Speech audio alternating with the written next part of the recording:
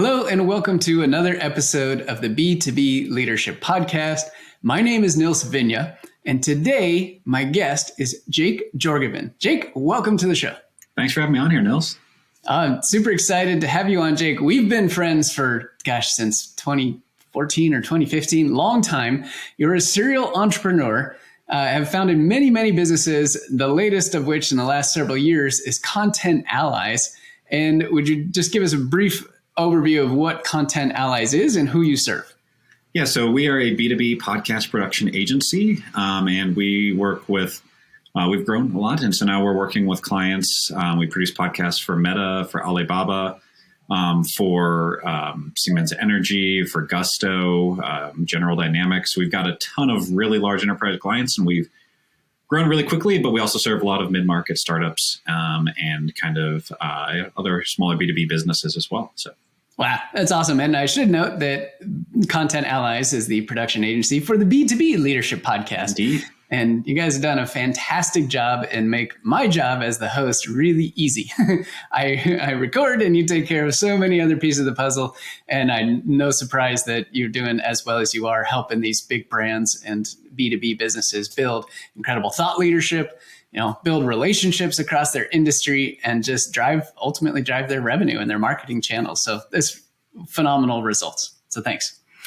All right. So we're talking all about leadership today, because that's what we talk about on this podcast. And we're going to talk specifically about the B2B Leaders Academy, because you've had some firsthand experience of some of the leaders in your organization participating in the B2B Leaders Academy. And we're going to get to what kind of results they've achieved. But first, as the founder and CEO of a fast-growing company, what was the big problem that you were needed to solve when it came to leadership as you were growing? Yeah, so for context, we've grown quite quickly. So we were, 2 years ago, we were doing $200,000 a year.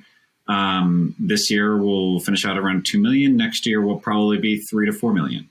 Wow. And so it's just been like rapid, really fast growth. And with that, it was like, I feel like just out of nowhere, we just hit the mark where it was like, oh, we need managers. Okay. that just happened really fast. What was that where we need management? Like what were some of the things that you saw that was like, we got to hit a new stage? Rapidly hiring a ton of people, putting when you start having like 3-4 people doing the same role, and like that role gets replicated. And then suddenly like you have kind of the point where we hit it was where we had our first production manager. This was kind of like our first management role, our first production manager. She was great. We had hired a second one. We hired a third one. And then soon we were like, oh, wait, you're managing these people, or you're kind of halfway managing them, but you're also trying to do a job. And then we were like, okay, we need to get work off of your plate, move you to a place where you're just supporting and ensuring other people are successful. Yep. And so that was like the first big shift. And now that's kind of replicated across our guest scheduling department, across like the publishing team, and stuff like that. So that's kind of the all-star, it kind of half manages, half does the work. And then you're like, oh gosh, we can't do this. Cause then there starts to be just issues. That was kind of the creation of the management team for us. Okay. So, that role, what you described there sounds like the player coach role, right? You got 1 foot in and you got 1 foot out. And that is one of the most difficult places to be, because you're not in one side or the other. So you can't really do either side exceptionally well. You have to do both sides half as good as you would as if you were focused entirely, just purely from a time and energy perspective. So you get into this point, the team is growing, you need a leadership layer in order to continue to support your growth. And so some thoughts come into your mind with regards to, we need some way to enable these people from a leadership development perspective. What happened at that point when those thoughts started crossing your mind and you started looking at potential solutions to help you solve this problem? Yeah. So, at first I was just doing this through one-on-ones, which is like kind of what I was doing. But like what I kind of realized pretty quickly was, first of all, like that's very time intensive for me. Yeah. Yep. Doing that. And like, there's just like, it's kind of like you don't realize what these people don't know about managing. Right. And so I'm like, I started like giving people the 1 Minute Manager as a book. I'm like, that's a simple thing. And then that was around the time we started producing your show. And basically we've been friends for years, and was just like, hey, like, well, like, I know you're like, there's like, we're just looking at like budgets. And I was like, hey, what if we just like, we buy 4 seats, and as part of like a trade, it just got value and whatnot over this podcast. And so just kind of bought 4 seats and gave them to kind of who I thought were the up and coming players, essentially. And I'll admit I was skeptical at first, and I was kind of just like, it's a trade, like, it's fine. I like Mills, and I mean, it can't hurt. And then all of those people got promoted. So like that, and then like, so down the line, I'm like, okay, there's something happening here. Right. So that was kind of like the genesis of how it got started. So awesome. Okay, so let's wind that back just a little bit, and I want to drill in on the skeptical piece. What caused you to be skeptical? You know, the B2B Leaders Academy is a leadership development program for frontline leaders inside B2B businesses, of which you fit that mold. So what was really behind the skeptical piece? Experiences you've had before, just kind of uncertain about what was in the program, how it worked? Was curious for you to expand on that. Yeah, like we work with really large enterprises today, but 3 or 4 years ago, I used to work a lot in the small business coach consultant realm, and like there is a lot of garbage out there. Yeah, there is. And like anybody that will call themselves a leadership coach, and I've just seen some like really awful stuff out there.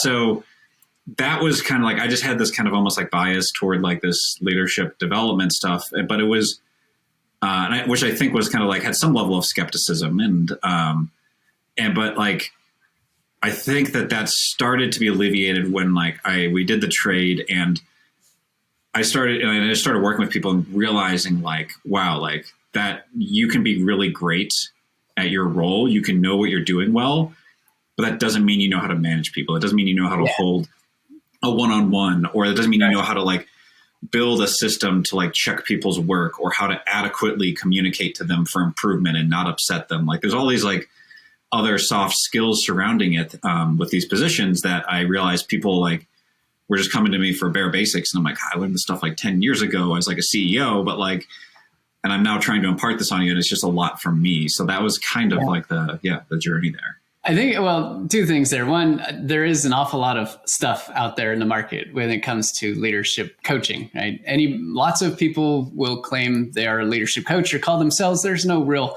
rhyme or reason as to why one can say they are or they are not. It's fundamentally different, right? There are components, which we'll get into in a little bit, as to how and why a program is more successful than some other path, right? And that, so totally agree. And I've seen a lot out there myself, and sometimes it's a little bit challenging. I've been a leadership coach for over 10 years and have seen the evolution and just the sheer volume of coaches in the marketplace, and how they all operate is largely very similar. And I operated in this way for a long time until I created the B2B Leaders Academy, which is fundamentally takes a different approach to the same concept of developing leaders, but in a much, much different and more unique way.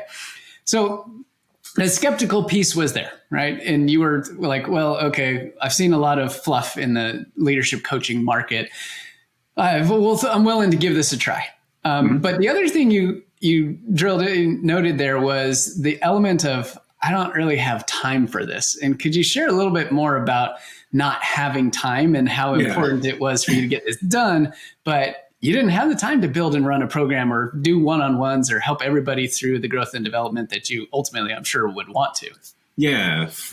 So, I mean, at the moment, I still have 11 direct reports, which is like a little, it's too much. It's exhausting. I'm trying to build the team. But that's where I'm at today. And most of the people that are in this program, a lot of them, it was interesting because like I gave it to some of my direct reports. But I also gave it to kind of just like the other A players on the team. Yep. And they ended up getting promoted. So one of the people that was in the program, she's actually going to be transitioning out of the company. It's kind of just like in a whole personal situation thing. But we now have Ezra, who has been in the program for quite a long time, who she was like an all-star, and we just gave it to her, and now she's like stepping into management, and like she like accelerated really fast. She is not actually the oldest our longest standing team member in that role. She just came in, we thought she was solid. We gave her this program, and now she's like, she even shows, she's like, oh, this was so helpful. Like now, like he just did a module on one-on-ones, and like now I'm starting to like have to do one-on-ones with team members.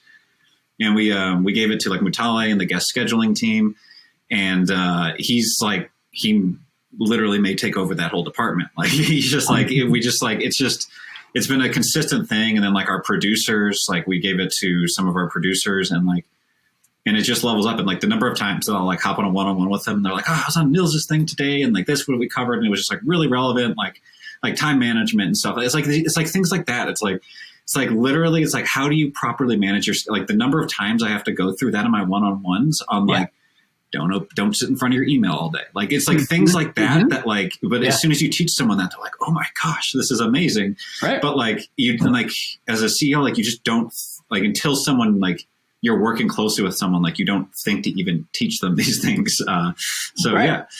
There's a lot of those things which some people will say, oh yeah, that's common sense. Even in the material, in the program, in the B2B Leaders Academy, and tell me that's common sense. And I'm like, ask the simple question. So how do you implement this on a daily basis? And they'll say, I don't. And I'm like, great, start there. Right. There's the fun thing about common sense, or the best thing is that it's not so common. It's about consistent, deliberate execution from a strategy perspective of saying, here's an area that I can focus on from a leadership development perspective. Here's material that will take me through step by step exactly what to do. And here's a community and a coach who will support me in getting this done. Right. And that is the difference. And when Andrea came on board, she dug in and just went to town on every element and just followed the process. Right. And when you follow the process, you get results. And she has exceptionally well. And she went from that individual contributor role to a manager role, and now going to take over her manager's role in the next year. Yeah. Right. And that's just phenomenal results. So what does it mean to you as the leader of this group, seeing these people rise up in a way where you didn't necessarily have to be the one who was holding their hand one-on-one the whole time? You had this almost turnkey solution where helped to develop your leaders. You got all the results. Yeah, it's like in some of the cases, it's removed me having to do one-on-ones with some of them, which is really cool to be able to see people develop and not have to do the one-on-ones myself with them. That's been one valuable thing. And then I think the other thing is that even the ones I still do one-on-ones with, it's kind of shifted it. So like Amy, I look at, and like she's just come and she's like, oh, I'm doing all this new time management stuff that I got. And changing how I structure my days and things along those lines. And these are things that she's kind of got from your program. And then it's like, okay, so let's talk about, like, you've got that down. Like, let's talk about like the work and the other things. So it lets me kind of go deeper on kind of like other things that are like more specific there to the work that we're doing, as opposed to spending it just being like trying to explain like how to manage a day properly and be more productive and efficient. And so I think that's a big part, is it's elevated my conversations or removed them in some cases. That's wonderful. And elevating conversations, if you're going to spend the valuable time that you have together on a weekly or biweekly basis, like it better be the best use of time possible. Right. And it's just so incredibly important. I think it gets overlooked sometimes because a lot of times leaders like yourself feel like the need and the burden that they have to be the one to do it all. You have to set the strategy. You have to coach everybody. You have to give them the tools. You have to do, it's always too much. Just like you were saying, right? There are solutions out there like the B2B Leaders Academy that can take a large part of the leadership development piece off your hands, so that when you do meet with your employees, just like you're describing, it's a far more valuable and strategic use of time rather than trying to cover things on an ad hoc or one-off basis. Yeah. Cool. Indeed.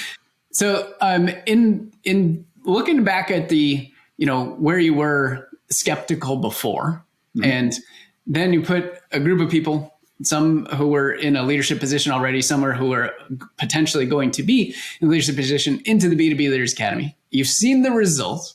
You've saved time for yourself as well as for them, and they've elevated in their roles and all that good stuff. How do you feel about the skeptical nature of what you felt before now?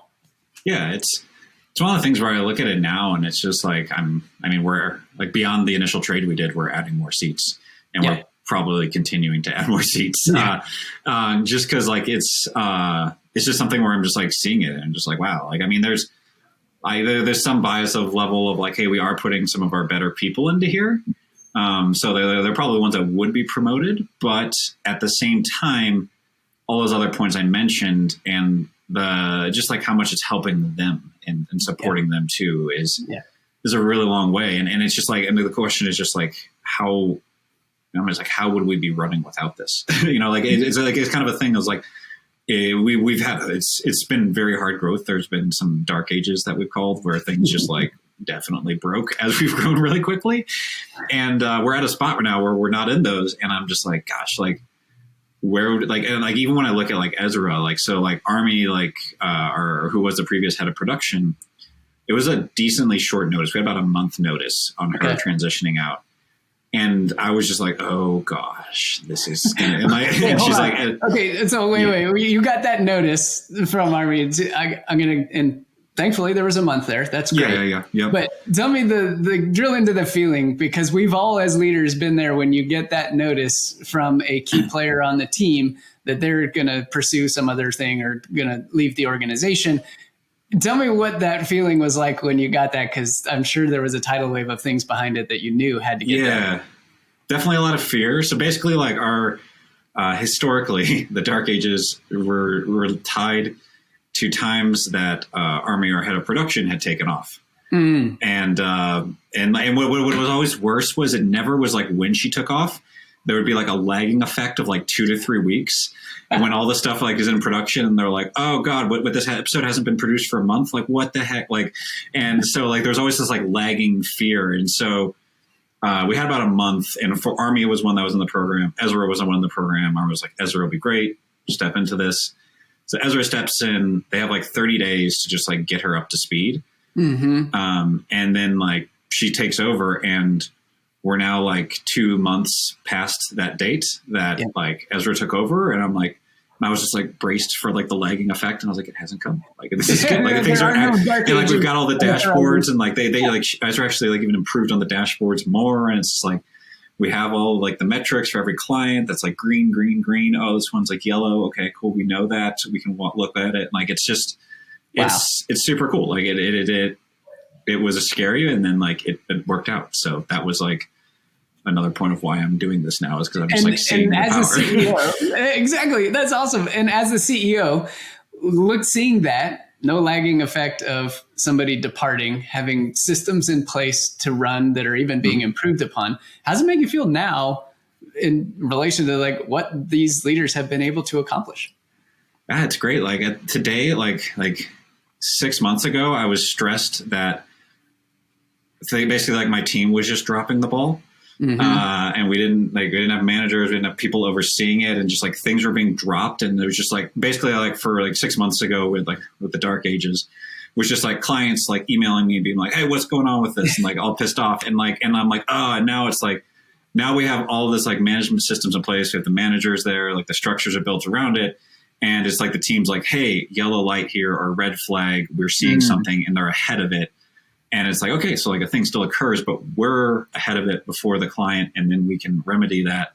And it's just like, oh, like, so like today I'm stressed because we're growing and I have all these new clients that I'm involved with and serving, but I'm not stressed because like I don't have a fear that my team's going to drop the ball. That's right. Like so alleviating. So, and that story is perfect for, whether you're a CEO or just a leader of a team or a director or a VP, doesn't matter. Right? It's the same principle going across the board here that you're talking about. Is there are stressors related to performance and responsibilities and accountability and all that. And you were even getting brought into some of those escalations, or when things weren't happening, your time, valuable CEO time, was being taken away. Oh, and we churned customers. And you churned customers. So like there was a significant financial impact of that. It was significant. So when the dark ages hit, you're saying that the production level things had changed and customers left as a result of their experience. Yes. Yeah. Like there was a direct customers churning because we failed to have enough people in there leading and managing and whatnot. And, and so like part of it was leveling up the people. Part of it was also building the management systems and then refining those management systems. And that's what's cool is like, I kind of helped guide what those management systems should be to oversee a department, but like they're just running them now and they're improving them. And like one day I just showed up and the whole spreadsheet's like cleaner and more organized and color coded. And I'm like, oh, this is glorious. That's amazing. So yeah. You were able to be in a position where you could start these initiatives like that in a system. And now the team is at a level of confidence and a level of skill to take that start and just grow it beyond what you probably even could have imagined. Is that right? Yeah, exactly. Like the spreadsheets are and their dashboards are cleaner and better than I would have seen. And like they built the systems for updating them. They check on them on a weekly basis. It's like I kind of planted the seed and they've just grown with it and run with it. And I just don't have to worry about it. And like our calls, it's just, it's more or less just personnel discussions of moving people around, or this person is working or is not working, or there's this person's over. Like those are the kind of discussions we're having. We're not having like the everything's on fire kind of discussions anymore. Right. Which are, again, back to much more strategic and valuable use of time as opposed to trying to put out fires, which we all know is a challenge. Okay, so on the customers were leaving, big churn happening, big like, things are going sideways. You enroll 4 people at the beginning in the B2B Leaders Academy. They begin to build leadership skills. They begin to take a different approach to their roles, their different level of confidence to their work. They begin to, take more ownership in the things that you're doing. And now they've taken your starting systems and expanded upon them greatly to the point where they're running and almost just informing you of what's going on, as opposed to waiting for you to give the direction or waiting for you to provide all the background. Is that right? Yeah, exactly. Yeah. It's wonderful. Jake, that's huge. So I did want to chat about, go a little bit more detail into Ezra's story. So Ezra's one of just a fantastic member of the B2B Leaders Academy community, in that she always shows up and participates. And it's usually at a very inopportune time of her day because she's based in a different part of the world. And she usually joins us at about 2 a.m. her time, which I'm always just incredibly thankful for. And she always has valuable insights to offer in our community discussions, as well as questions to ask. And she brought up the topic with me directly, and it had come up in a few other conversations with the group that, she was going to be taking over these one-on-ones. And she was really terrified of running one-on-ones. She had been in them before, but she had never been the one responsible or the one to make decisions or the one to be in that position. So there was some psychology pieces we worked on, but there was also a run effective one-on-ones training that I have in the B2B Leaders Academy. And she went through that entire training. She followed it step by step. She had her first set of one-on-ones, and just the confidence level grew immensely in just the first week or two of doing those, because she had a plan and she had steps to follow. And one-on-ones are those things that, everybody, quote unquote, in the professional world does them, but there is not a single right way to do them. Right. And so, what I provide is a best practice approach, and then it's adjustable based on specific context and situation and things, but it's a framework to be applied. So I'm curious for just, your thoughts hearing that and knowing that as CEO, you're saying like, okay, here's somebody going into management. They got to learn how to I don't have time to do this. And then you find out that she's got everything she needs and she can knock it out of the park without you getting involved at all. How does that make you feel? That's awesome. Because the other interesting thing is that was like the one thing Army couldn't train her on before she left. It was like, we got a month. We're going deep on just like how to do this. And then it was just like, and you hold one-on-ones. That was like basically like, but there was not any time or any chance of her to shadow one-on-ones, because she was like still doing the work and trying to transition off. And so like, that's another amazing thing. Cause like, that's again, I think I would have, otherwise she would have been like coming to me in our one-on-ones, like, I don't know how to do this. And I would have spent a very long period of time just gargling out how I do one-on-ones, which is probably could be improved. I have some training on this. Yeah, exactly. Yeah. So I'm like, I should probably revisit this because I've done them for a long time, but everyone does them different.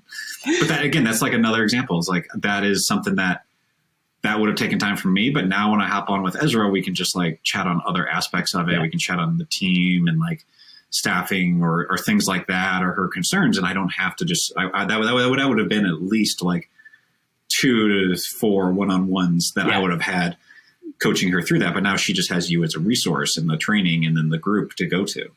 That's right. And that's awesome. And it takes the individual, everybody in the program, to just do the work.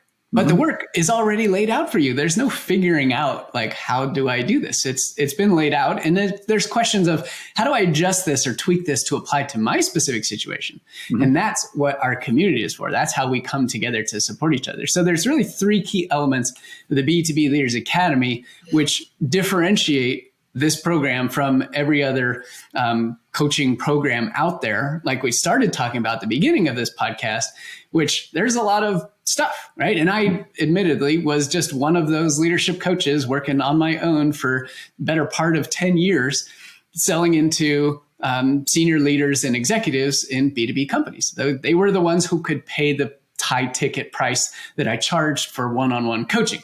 And that's still the way that the vast majority of the coaching world works, whether it's high ticket or there's even some platforms now that will connect coaches with, people at the manager director level. And I think it's wonderful. Coaching is one of the most incredible tools, period. But there's a lot of different definitions of it and a lot of different ways it goes. So there's things to sort out. However, what I realized was only the people who could pay the most, and this was in the depths of the pandemic, and you and I had a conversation about this at that point in time, only the people who could pay the highest ticket were the ones who could get access to these strategies. And the pandemic was a real good gut check for me and looking at like, why is that the case? Why can't someone like Ezra or someone like Mutali or someone like anybody else or Amy on your team, why can't those people who are on the front lines working with customers, working with their teams, arguably the single greatest impact on a company's success, why can't they have access to these strategies? Well, at the time, it was just because I didn't have any other way to do it aside from a high ticket coaching package, which, let's face it, for people at manager and director level are not going to pay, and businesses aren't going to front. Executives, they'll allow it and they'll go down a different path. So that was the impetus, number one, for creating the academy. But what they did that was different than I had ever done before, and that is done different from every other program out there, is that it combined content, community, and coaching to make the whole thing work in a grand format. So on the content side, we have training on all different aspects of leadership, right? Whether it's mastering your time, bulletproofing your leadership psychology, building a framework, running one-on-ones, you name it, we got content on it. Then every week we get together as a community and we have small group leadership masterminds. And this is where Ezra and team bring challenges to the calls and they get to ask a worldwide group of peers. We break into small groups of 4 or 5 for advice and guidance and help on those things. So they don't only have you, Jake, to go to, they have this entire worldwide community of people outside their organization. And that's often a big sticking point because the inside the org can sometimes be a little bit of an echo chamber. But when you get perspectives from somebody who's in a completely different business, a publicly traded company with thousands of employees, and they're going through the exact same challenge as you, that's an incredibly powerful and reassuring thing. And they have great advice to share. And then there's the coaching side, which is me, both interacting in our masterminds, but also some members have a private one-on-one coaching thread with me so they can get personalized coaching as well. So coming back to the skeptical piece and understanding how all the parts of the program fit now, if there was somebody out there, another leader or another CEO, someone in your position who was on the fence and skeptical as well about, well, this is another leadership coaching thing, I'm not quite sure what it's all about. What advice would you share with them if they were thinking about sending some of their managers and directors to the B2B Leaders Academy? Yeah, I mean, what I would say is probably most CEOs out there or anyone who is doing well has advisors or coaches of some point. Yes. Of some sort. But I think the issue is like I've invested in myself for years with coaches and advisors. But again, like the one-on-one, it's expensive to like invest in that for your team. And it's like, gosh, and I feel like this is this amazing middle ground where the price isn't too crazy. And when you give that to your team but the price is also enough for when like you tell your team how much you're spending on this program for them, like they're like, oh, okay, like this is serious. Like I need to pay attention. And it's like the point where it's not too much for us as a business, but it's enough for them to be like, okay, that's a portion of my salary. Especially if the interesting thing is we don't just give this to US team members. Like we give this to international team members who are in the Philippines, who are in Egypt, who are in Africa. And so literally what we're paying is often maybe like a fifth of like their salary. Yeah. So when they see that, they're like, oh, wow, like they're investing a lot into me. That's and it makes them like even more ecstatic for it. And so, it's just one of those things where, again, it's like, if I look at it, it's like, I mean, the alternative is me putting in time on one-on-ones, but is that worth it? And if I just look at my time, like I literally calculate, like, it's like, okay, I'm like 200, 250 an hour at least is like where my time sits right now. And it's like, if it's going to take me like 4 one-on-ones to describe one-on-ones to someone, and I can alleviate that just like that alone, like if I'm constantly doing like the CEO, am I doing like, $500 an hour work or $10 an hour work? It's like, okay, well, like I can outsource that training to B2B Leadership Academy. And now I'm putting my time toward higher value work. And so it's just that exact kind of stuff there where it's just like, it's a low enough cost and the results have been amazing. And just like, it's one of those things where it's like, I don't know how we would be different without it today. But I know that it's making an impact, and it's the one-on-one thing you mentioned there. It's like, that is substantial. So Love it. And is music to my ears for many reasons, of course. I get to hear the success stories, and we celebrate wins in the Academy every single week, and everyone's welcome to share wins and things. And wins are ahas, insights. I put this into action. Recently, we had a vocal coach join us as a special guest. And it was everybody's minds were blown because they had never thought from a leadership development perspective just how important your voice is to the way you communicate. And actually I think it's close to 50% of what you communicate actually comes through your voice, not just the words that you say and not just your body language, but your voice. And so because this program is set up with content, community, and coaching, it's a spread across the world with a large number of people. What it allows us to do is bring in incredible experts from the field that everybody in the community would never have normally an ability to get access to, and to go deep on specific topics like that, right? And I also run on mostly on months, every other month, a live workshop where we go deep and we do exercises and things and bring this to the table. So it's the best of all those worlds where you get to plug in leaders into the B2B Leaders Academy.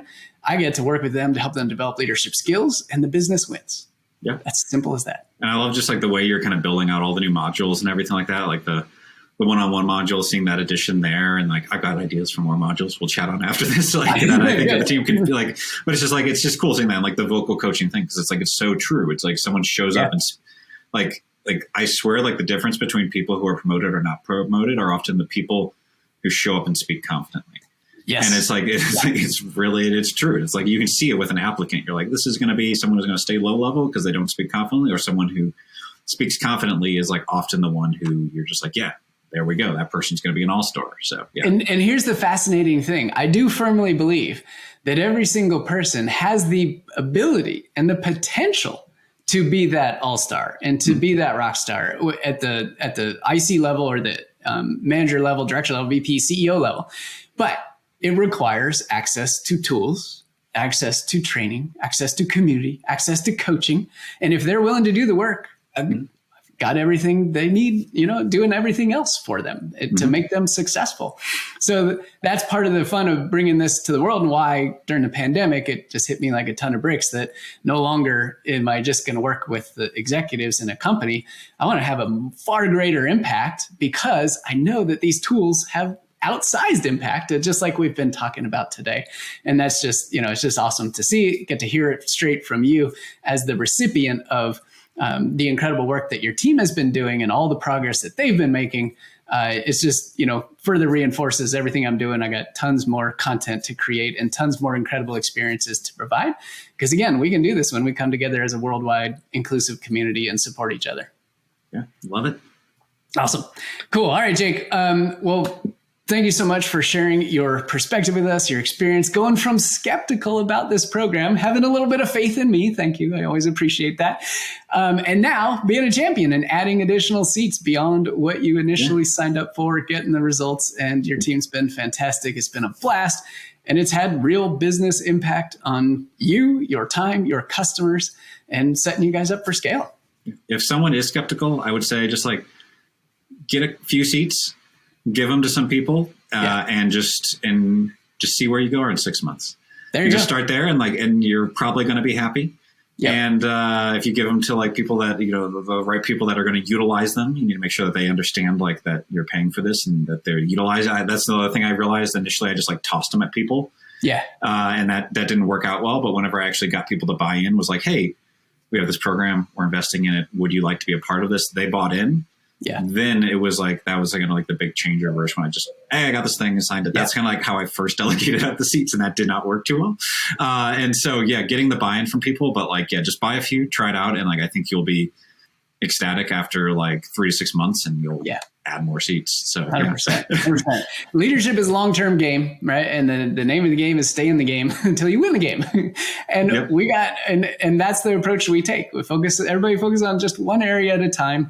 We systematically work through, but you can absolutely 100% guaranteed build skills and accomplish new things every single month, and have a whole worldwide community there to support you every step of the way. So Jake, thank you so much for spending your time with us. Appreciate it. Can't wait to continue partnering with you and the Content Allies team. And take care. Have a wonderful rest of your day. Thanks, Nils.